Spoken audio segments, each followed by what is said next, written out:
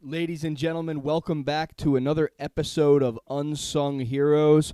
My name is Rick Reinhardt, and I'm something like a wrestling historian. I grew up watching these guys, man, so I'm just doing what I do, man. Today we are going to be talking about Davey Boy Smith, the British Bulldog. He was at the first ever show that I ever witnessed, which was Survivor Series '87. He was teamed in that tag team Survivor Series match with his partner, the Dynamite Kid, and they were known as the British Bulldogs. They had trained prior up in Canada, Calgary, Alberta, Canada, with Stu Hart. They came over from England, both of those guys, and after a little bit of a dispute backstage with Dynamite, Davey Boy also left the company along with Dynamite and ended up overseas doing stuff over there. He then came back as a singles wrestler under the name the British Bulldog, and this is the run I want to talk about because when he was working with Dynamite, you know, he had short hair, and Dynamite was really aggressive in the ring. So, you know, seeing them together as a tag team was cool. But I always liked Dynamite better. But then when Davey went solo, he came back with a head full of braids, and he would bring the dog with him, and he had a robe, and he just looked cool as shit, and he would just chuck people around the ring. And I remember, so he was working hard. He came up at him and Brett were supposed to do a match at Wembley Stadium in front of 80,000 plus people, and I was rooting for Bulldog all day, and Davey Boy defeated Bret Hart in what many would call an upset, because Bret was really on top of his game at that point, and seeing them work together was just great, man. Davey Boy took it down, and that was definitely one. I would say that was probably the highlight of his career. He did a lot after that, but that was the moment. So then he had a little stint in Eastern Championship Wrestling that I didn't know about. I was just fact-checking, and I saw that, and I was kind of surprised by that because I just never saw him down there in any of those old tapes or anything that I used to have. So then he popped up in WCW as well, and he was working with some top guys in a main event-like slot, you know, tag teaming with Sting and fighting people like Vader. And it was cool, man. I mean, it was really cool to see him come into his own as a main eventer. But I believe there was some kind of bar fight that led to a lawsuit that WCW didn't want to touch him after that for a little while. He then returned.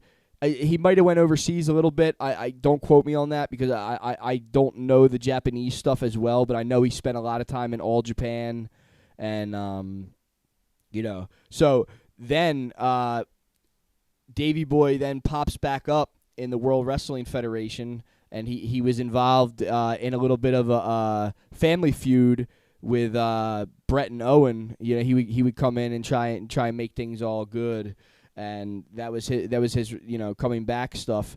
Then he ended up forming a tag team with Owen, and they were managed by Jim Cornette, and they had a run, and then Davey Boy did have some main event matches on some pay-per-views at some of the In Your Houses and stuff like that.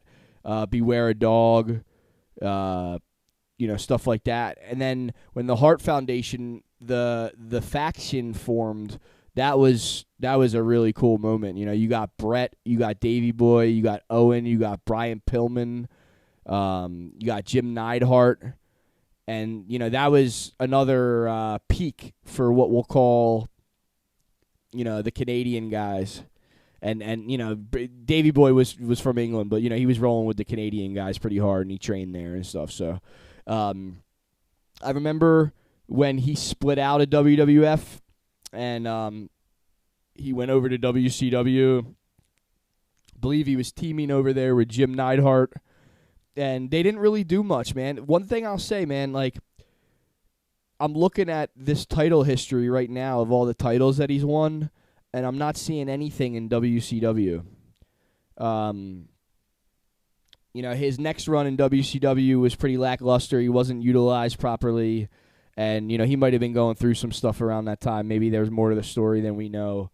Because I have heard crazy drug stories about some of these guys, just to be honest.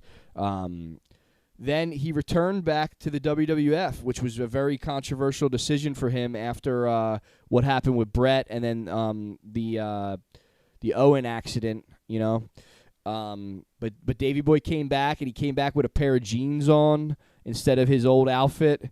And he was doing stuff for, the Hardcore Championship and stuff like that. They were trying to do something different with him. I never really understood it. But it seemed like his career was kind of winding down a little bit, at least how he was being utilized. I don't know what was going on behind the scenes. But Davey Boy Smith, man, if I had to sum him up, as a superstar, I would say that a good way to remember Davey Boy Smith was the way he rolled up Bret Hart in that SummerSlam match at Wembley Stadium. And just took it down, and the whole place just went crazy. So that concludes this episode of Unsung Heroes. I hope you guys like it.